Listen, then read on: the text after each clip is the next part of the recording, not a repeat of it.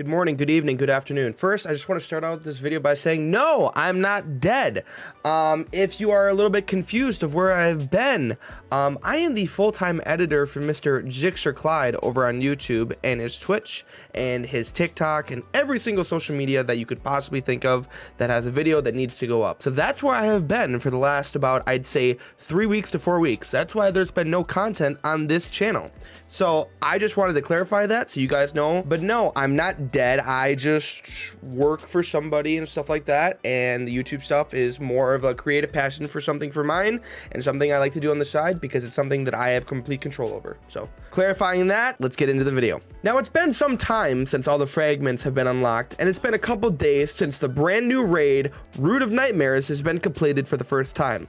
And I think I've created a build that can take full advantage of generating your grenade energy back insanely quick, as well as taking full advantage of suspend, sever, threadlings, and tangles. And it all revolves around the auto rifle called Rufus's Fury that you are able to obtain from the Root of Nightmares raid. Now, instead of wasting your guys' time and reading everything word for word, what I'm going to do is let the gameplay do the talking of what the build actually does, and I'll have the pop-ups of the abilities and the fragments that I'm using for this exact class so you guys can see how absolutely broken this build actually is. To first start out, you're going to be on Strand Warlock with a Healing Rift, Burst Glide, Arcane Needle, and the super important one here, Shackle Grenade. As a Warlock player, you're automatically using the 2-strand aspects that you get after beating the campaign, which are called Weaver's Call and Mind Spun Invocation. Now here comes the good stuff, what you've probably been wanting to see. For my Strand Warlock fragments, I'm choosing to run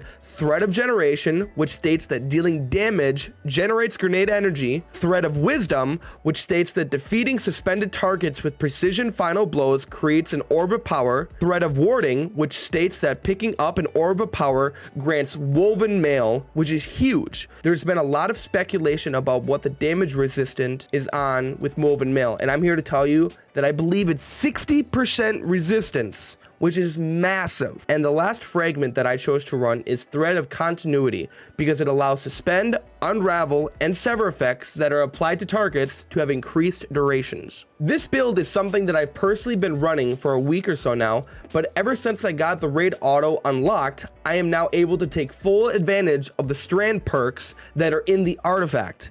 The big ones that I think you should unlock are Untangler, which states that destroying a tangle with a strand weapon suspends targets damaged by the explosion. Allied Unraveling, which says that rapid final blows with a strand weapon grant your weapon unraveling rounds with a longer duration near allies. Counterweave, which states that when you or a member of your fire team stuns or defeats a champion, you gain energy for your least charged strand ability. And finally, Threaded Blast, which says that destroying a tangle with a strand weapon creates an even larger, more damaging explosion. Basically, think of Warmind Cells 2.0. Now again, I know I'm throwing a lot of info at you guys, and I know it's a lot to take in. For some reason, if you don't have the raid auto unlocked yet, you can always use the new Strand LMG or Strand SMG that you get from completing the override activity on Neomuna. But for me, the raid auto helps synergize everything together so much better than those weapons. For the final added touches, let's go over the armor and the mods that I think you should be running for this build. Now just know that your armor might be a tad bit different with stat distribution, but the other armor mods are what's important. So just remember that. And I would also like to say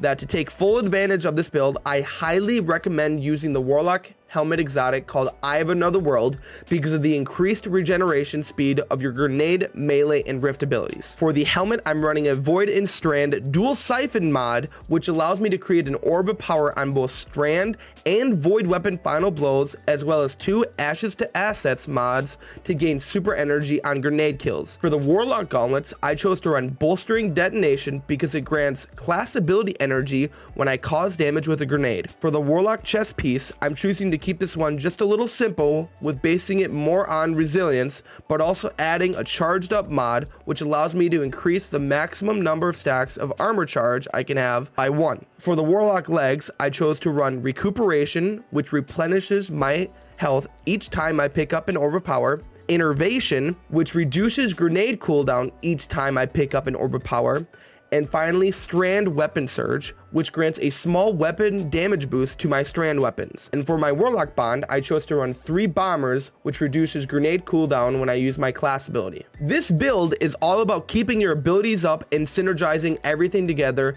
so that your uptime for everything is always extremely high. I will be making another video on the Trials SMG when it comes out, because I do think that could also have a very high likelihood of being insane. But for the people that just had the raid auto and wanted to make it work with their strand builds, I hope this video has helped you guys out. And if you guys have any more questions about the build at all, ask away in the comment section and I'd be glad to answer any questions that you have for me. Thank you so much for watching, and if you want any more Destiny 2 content, make sure to watch the YouTube shorts that I upload pretty regularly on the game. Besides that, I hope you gamers have a good rest of your day, and I'll see you in the next video.